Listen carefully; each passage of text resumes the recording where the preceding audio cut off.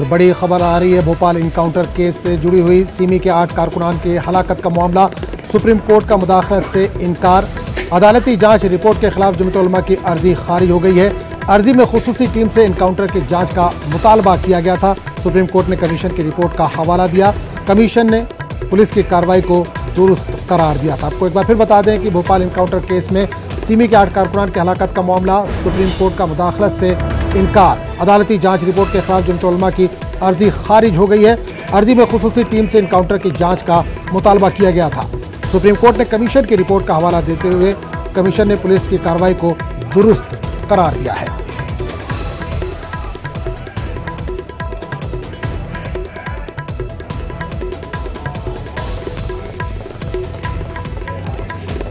और इस पूरे मामले पर बात करेंगे अपने नुमाइंदे सुशील पांडे से, जो इस वक्त फोन लाइन के जरिए हमारे साथ जुड़ रहे हैं। सुशील, भोपाल में जो सिमी कारकुनान के 8 कारकुनान का इनकाउंटर हुआ था, उसको सुप्रीम कोर्ट ने सही करार दिया है।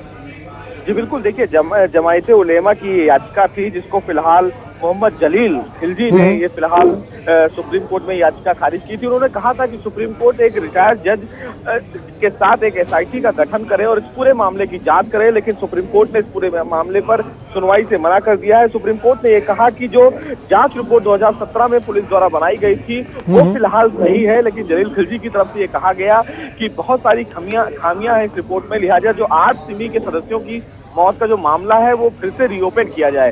कोर्ट ने फिलहाल इस पूरे मामले में सुनवाई से इनकार कर दिया है। सुप्रीम कोर्ट ने कहा है कि जो पुलिस की जांच रिपोर्ट थी वो सही है और पुलिस की जांच रिपोर्ट पर सवाल नहीं उठाया जा सकता है। तो कहीं ना कहीं एक बड़ा झटका है फिलहाल जमायत उलेमा को, जो फिलहाल इस पूरे केस को रीओपन करने की मांग कर रहे थे कोर्ट से। जी चलिए सुशील, इस तमाम जानकारी के लिए बहुत बहुत शुक्रिया।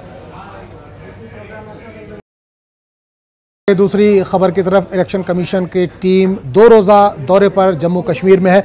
कल वादी में टीम ने दौरा किया था और मुख्तलिफ पार्टी के लीडरों से उसने मुलाकात की थी। इसके अलावा जो ऑफिसर्स हैं उनसे भी मुलाकात की थी और हालात का जायजा लिया कि किस तरह से यहाँ पर इंतखाबात कराए जाए। आपको बता दें कि आम इंतखाबात के अलावा यहाँ पर असेंबली इंतखाबात भी होने हैं।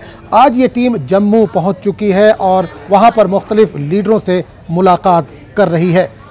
आज ये टीम जम्मू में लोकसभा इंतखाबात की तैयारियों और इसके हवाले से सिक्योरिटी का जायजा ले रही है। जम्मू में इलेक्शन कमीशन ऑफ इंडिया की टीम ने तकरीबन तमाम सियासी पार्टियों के नुमाइंदों से मुलाकात की। इन रहनुमाओं ने जम्मू कश्मीर में पार्लिमानी व असेंबली इंतखाबात बैक वक्त कराने पर जोर दिया है।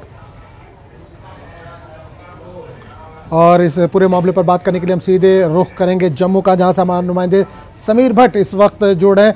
समीर, इलेक्शन कमीशन की टीम कल वादी में थी, आज जम्मू में है। किन किन लीडरों से उसने मुलाकात की आज? देखिए, आज बड़ा बिजी शेड्यूल रहा है इलेक्शन कमीशन का। कल भी आपने देखा श्रीनगर में जब वो थे एक दिन के दौरे पे, वहाँ पे NC कांग्रेस के अलावा मोहम्मद यूसुफ तारगामी की कम्युनिस्ट पार्टी के लीडरान, इसी तरह गुलाम हसन मीर, यासीन मलिक, खतीम यासीन, उनसे मिले वो वहाँ पे। बहुत सारा शेड्यूल रहा और आज भी जम्मू में जब वो कल शाम को यहाँ पहुंचे और आज सुबह उन्होंने मीटिंग जो है पॉलिटिकल पार्टीज के लोगों से करना शुरू किया, तो बहुत हेक्टिक रहा आज अभी तक जो उनका शेड्यूल रहा। चाहे NC हो, PDP हो, BJP हो, पैंथर्स पार्टी हो और JDU या बाकी जितनी छोटी छोटी BSP के लीडर, जितने भी यहाँ पे छोटी बड़ी पॉलिटिकल पार्टीज हैं, उनके लीडरान से उनसे मुलाकात की है। और सबसे बड़ी बात है, जो सबसे बड़ी बात उभर के सामने आई है कि ज्यादातर जो पॉलिटिकल पार्टीज है, हम ये कह सकते हैं तकरीबन सभी पॉलिटिकल पार्टीज के लोगों ने इलेक्शन कमीशन से कहा है, चीफ इलेक्शन कमीशन से कहा है कि वो चाहते हैं कि असेंबली इलेक्शंस के जो पार्लियामेंट के इलेक्शन सभी अप्रैल मई में होने वाले हैं, उनके साथ ही असेंबली के इलेक्शन भी करवाए जाए। उनका ये कहना है क्योंकि अब इलेक्शन को आप करवा ही रहे हो, तो इलेक्शन अगर आप असेंबली इलेक्शन भी करवा लेंगे साथ में, तो वो स्टेट के लिए भी अच्छा रहेगा। उसमें ज्यादा खर्चा भी क्योंकि आगे अगर आप करोगे नवंबर में या कभी आगे करोगे तो वो उससे खर्चे भी बढ़ेंगे। और दूसरा, गवर्नर रूल जो है, गवर्नर रूल कभी भी एक अल्टरनेटिव नहीं हो सकता है डेमोक्रेसी में, वो सिर्फ RP होता है, प्रेसिडेंट्स रूल जो आपने लगाया, तो उसमें अब इलेक्शन करवानी चाहिए। और सबसे दिलचस्प बात ये रही कि BJP भी अब खुलेआम ये कह रही, क्योंकि BJP को लग रहा है क्योंकि जिस तरह से एयर स्ट्राइक पाकिस्तान पर हुई है और एक सेंटिमेंट ऊपर के सामने आया तब से गवर्नमेंट के हक में, मोदी गवर्नमेंट के हक में, तो उसको वो कैपिटलाइज करना चाहती है, उसको उसका वो फायदा उठाना चाहती है। तो उसको BJP को लग रहा है कि अगर जल्द से असेंबली इलेक्शंस भी हो जाए तो बीजेपी को जम्मू में और लद्दाख में खासकर इन दो इलाकों में अच्छी सफलता मिल सकती है, कामयाबी मिल सकती है, उसको फायदा होगा इस चीज का। तो वो भी अब चाहती है कि जल्द से, क्योंकि पहले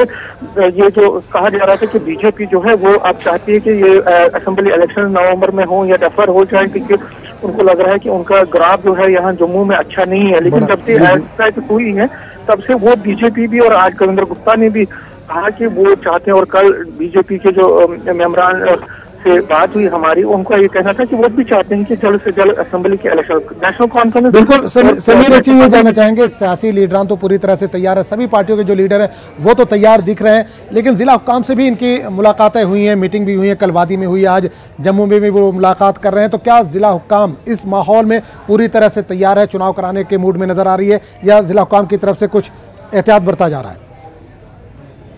देखिए, ये सबसे बड़ी बात है जो आपने सही कहा, जो एडमिनिस्ट्रेशन है उसके पास बहुत सारे प्रॉब्लम्स हैं, उनको बहुत चीजों पे सोचना है। सबसे बड़ी बात है सिक्योरिटी का, सबसे बड़ा जो इशू है सिक्योरिटी का।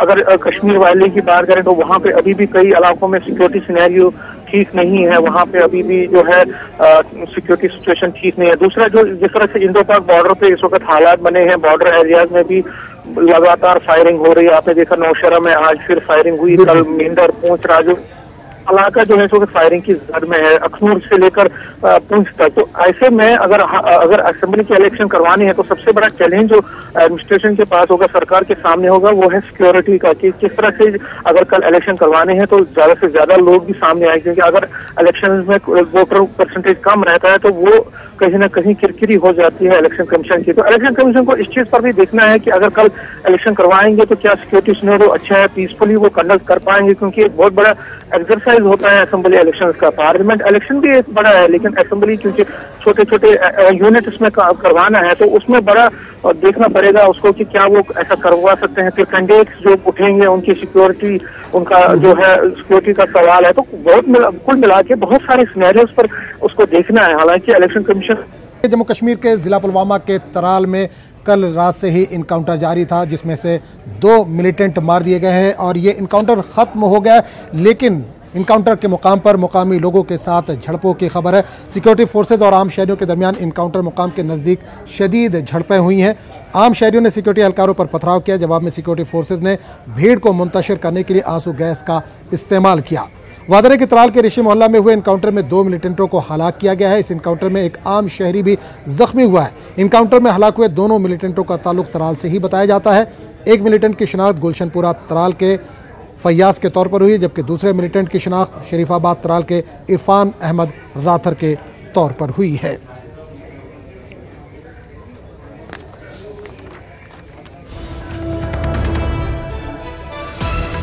और उत्तर प्रदेश से इस वक्त बड़ी खबर आ रही है। समाजवादी पार्टी दफ्तर में होगी प्रेस कॉन्फ्रेंस। अखिलेश और जयंत की आज प्रेस कॉन्फ्रेंस होने वाली है।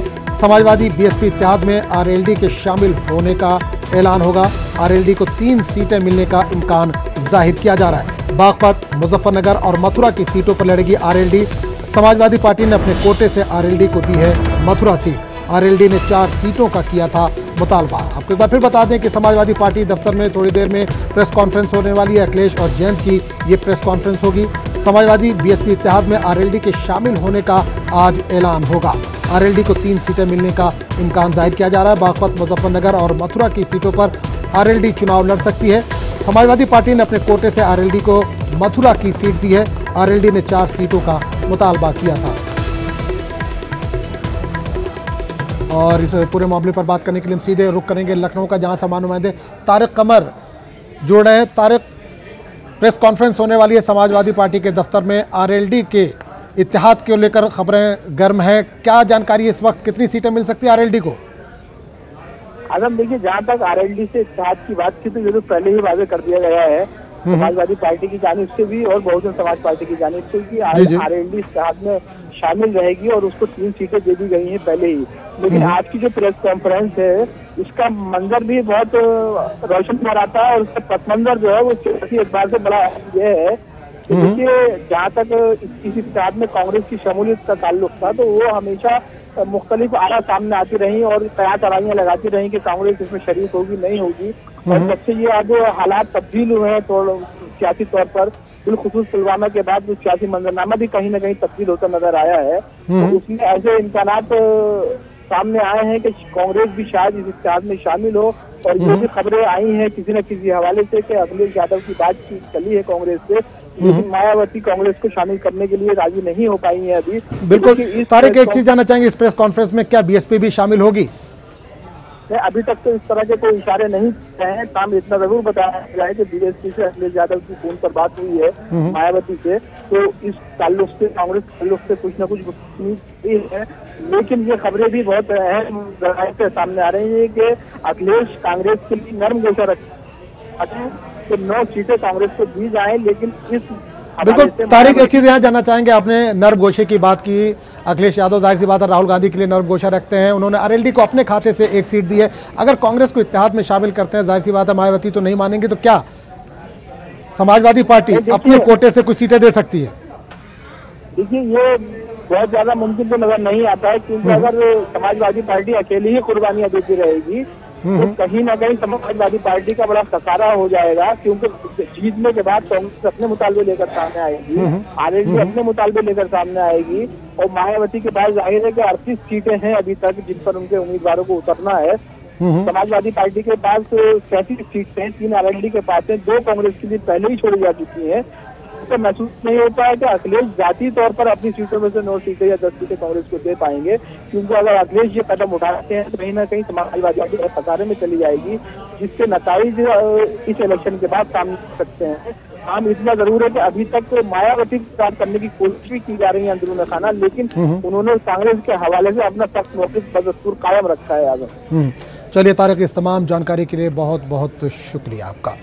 तो नाज़रीन, आपको बता दें कि वज़ीर आज़म नरेंद्र मोदी 2 रोज़ा गुजरात दौरे पर हैं। आज दौरे का दूसरा दिन है और इस वक्त अहमदाबाद में एक प्रोग्राम से खिताब कर रहे हैं, एक रैली से खिताब कर रहे हैं। आपको सीधे वही लिए चलते हैं। और बैंक में जो जनधन खाता है उसकी जानकारी चाहिए, बाकी कोई कागज आपको जमा नहीं करना पड़ेगा। आपका काम सर्विस सेंटर पर सिर्फ कुछ ही मिनट में हो जाएगा। और यही तो है डिजिटल इंडिया का कमाल। डिजिटल इंडिया का मजाक उड़ाने वाले, उसे गंभीरता से न लेने वाले कॉमन सर्विस सेंटर की अहमियत कभी समझ ही नहीं पाए। साथियों, 2014 से पहले देश में जहां लगभग 80,000 कॉमन सर्विस सेंटर थे, वहीं अब हमारी सरकार में इनकी संख्या बढ़कर के 3 लाख से ज्यादा हो गई है। अब यही सर्विस सेंटर प्रधानमंत्री श्रम योगी मानधन योजना से जुड़ने की इच्छा रखने वाले कामगार साथियों की सहायता करेंगे। भाइयों और बहनों, ये भी याद रखिए कि कॉमन सर्विस सेंटर में प्रक्रिया पूरी करने के दौरान आपको इस प्रक्रिया का एक नया पैसा देना नहीं है। वो जो कॉमन सर्विस सेंटर वाला जो मेहनत करता है, उसको जो खर्च होता है, उसका पैसा भारत सरकार दे देगी। आप मत देना, ये याद रखना।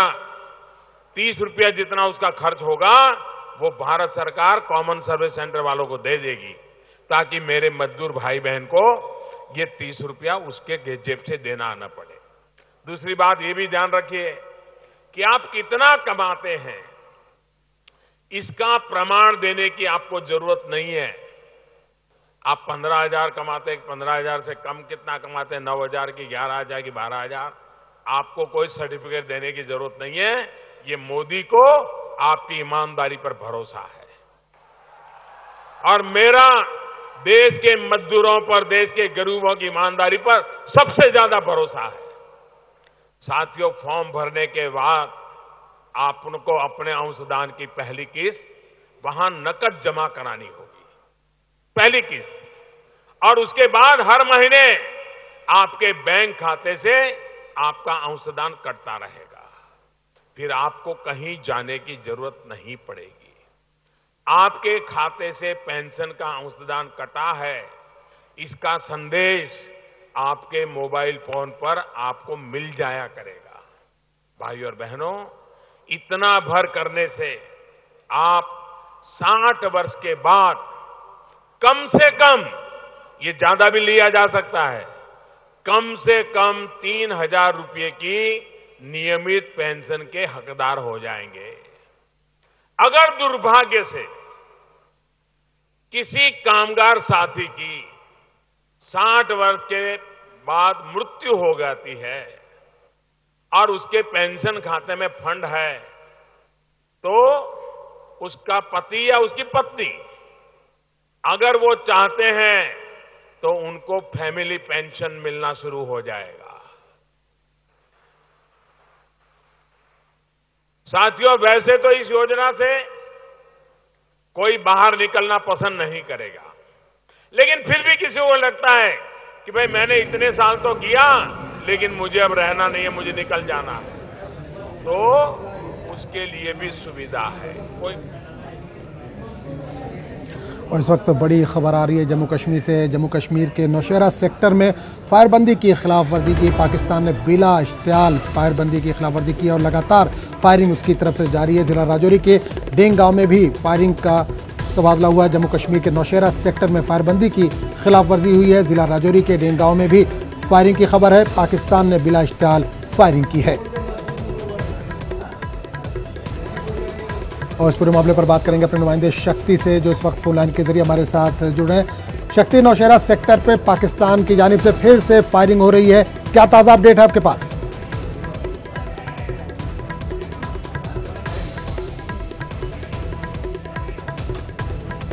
शक्ति, आप तक आवाज पहुंच रही है हमारी?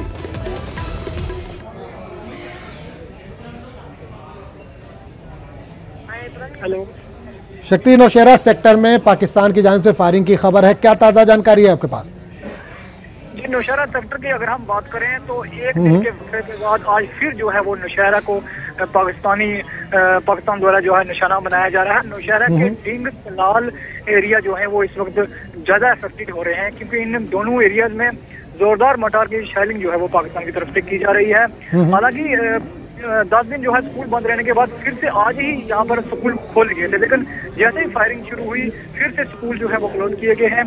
किसी जानी व माली नुकसान नहीं है अभी तक इस फायरिंग की वजह से, लेकिन लोगों में एक बार फिर खौफ जो है पैदा हो चुका है, क्योंकि लगातार जो है पाकिस्तान इस एरिया को निशाना बना रहा है।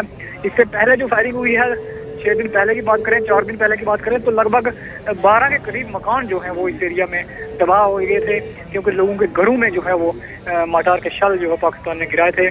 खौफ जो है वो इस वक्त बना हुआ है। तमाम लोग इस वक्त अपने घरों के अंदर ही हैं। कुछ लोग जो अपने कामकाज पर गए थे वो वहीं पर रुके हुए हैं। रास्ते में कहीं जो लोग जा रहे थे वो कहीं पहाड़ियों के नीचे छुपे हैं, और एक इस वक्त काफी खौफ इस इलाके में। शक्ति, एक चीज देखी गई, आमतौर से पाकिस्तान की तरफ से जो फायरिंग होती है वो रात के वक्त में होती है या सुबह सवेरे होती है, लेकिन अब दिन में भी पाकिस्तान की तरफ से फायरिंग का सिलसिला शुरू हो चुका है। बिल्कुल, क्योंकि लोगों को ये पता होता है कि रात को फायरिंग होनी है, सुबह होनी है। तो आज बड़ी देर के बाद दिन को जो फायरिंग हुई है ना, इससे जो लोग हैं वो काफी परेशान है, क्योंकि दिन को लोग अपना कामकाज के लिए बाहर निकलते हैं, अपना रोजमर्रा का जो रोजगार है उनका वो करने के लिए जाते हैं, लेकिन दिन को फायरिंग इस बार जो आज जो है वो शुरू हुई है, इससे जाहिर तौर पर लोगों की मुश्किलें और ज्यादा बढ़ गई हैं। चलिए शक्ति, इस तमाम जानकारी के लिए बहुत बहुत शुक्रिया आपका। बाखबर ज़राए के हवाले से खबर आ रही है कि 2019 आम इंतखाबात में बीजेपी एयर स्ट्राइक के मुद्दे को जोर शोर से उठाने की तैयारी कर रही है। बीजेपी ने चुनाव हिकमत अमली अपनी तब्दील कर ली है और पाकिस्तान के खिलाफ एयर स्ट्राइक की बात कही है। बताया जाता है कि नगमा निगार परसुन जोशी बीजेपी के लिए फ़ज़ाई हमले, कौम परस्ती और कौमी सलामती पर नए नगमे तहरीर कर रहे हैं। इस सिलसिले के एक नगमे, कसम है मुझे उस मिट्टी की, मैं देश नहीं झुकने दूंगा, कि कुछ लाइनों को वज़ीर आज़म ने राजस्थान के चूरू में एक रैली में भी पेश किया था।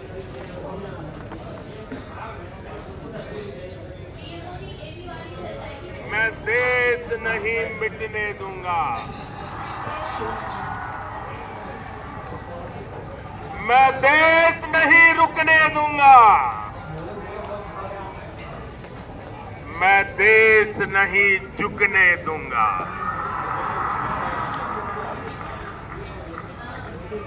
सौगंध मुझे है मिट्टी की, मैं देश नहीं मिटने दूंगा। दहशतगर्द मसूद अजहर का एक वीडियो पुलवामा हमले से पहले का इन दिनों गर्दिश कर रहा है। बताया जाता है कि ये वीडियो हमले से 10 दिन कबल यानी 5 फरवरी का है। इस वीडियो को भारत ने सबूत के तौर पर पाकिस्तान को दिया है। इस वीडियो में मसूद अजहर जिहाद के लिए लोगों को उकसा रहा है। इसने अपने भतीजे उस्मान की हलाकत का भी तस्करा किया है। ख्याल है कि उस्मान पिछले साल सिक्योरिटी एहलकारों के साथ झड़प में मारा गया था।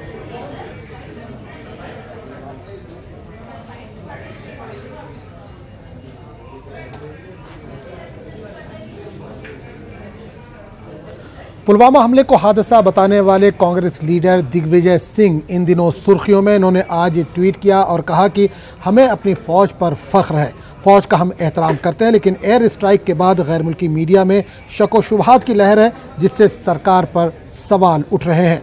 दिग्विजय सिंह ने पीएम मोदी से सवाल करते हुए कहा कि इनके कुछ वजीर एयर स्ट्राइक में 300 दहशतगर्द के मारे जाने की खबर देते हैं, तो किसी ने 250 के आदादोशुमार पेश किए, तो कोई 400 दहशतगर्दों की हलाकत का दावा करता है, जबकि एसएस अहलुवालिया कहते हैं कि कोई भी नहीं मारा गया। और पीएम मोदी इस मामले में खामोशी इख्तियार क्यों है?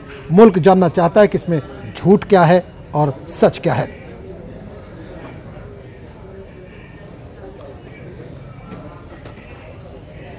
और दिग्विजय सिंह के इस बयान पर मुख्तार अब्बास नकवी का क्या कहना है, आइए आपको सुनवाते हैं।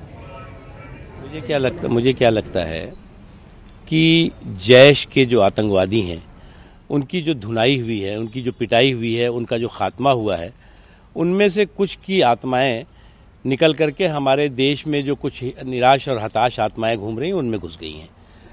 और ये जो जैश की आत्माएं हैं, वही इनको बुलवा रही हैं इस तरह की बातें, क्योंकि सामान्य व्यक्ति तो इस तरह की बात बोल नहीं सकता, सामान्य व्यक्ति तो इस तरह के सवाल खड़े नहीं कर सकता। वही व्यक्ति खड़ा करेगा ये इस तरह के सवाल जिसके शरीर में आतंकवादियों की आत्माएं घुस गई होंगी, और वो आतंकवादियों की भाषा बोलेगा। तो इस पे हम क्या कह सकते हैं? इनको तो चाहिए कि किसी अच्छे जादू टोने वाले, किसी झाड़ फूक वाले के पास जाए और जाकर के वो अपनी उस आतंकवादियों की जो उनके शरीर में घुसी हुई आत्मा है वो बाहर निकालें, ताकि वो सामान्य ढंग से जीवन जी सके। नहीं तो उनको पूरे देश में जो है वो मजाक उड़ रहा है पूरे इस तरह के लोगों का। और शहर हैदराबाद के मुसाफिरीन का बरसों पुराना ख्वाब पूरा होने वाला है। हैदराबाद की सड़कों पर अब इलेक्ट्रिक बसें दौड़ेंगी। तेलंगाना आरटीसी ने इस ताल्लुक से पूरी तैयारियां कर ली हैं। देखिए इस रिपोर्ट।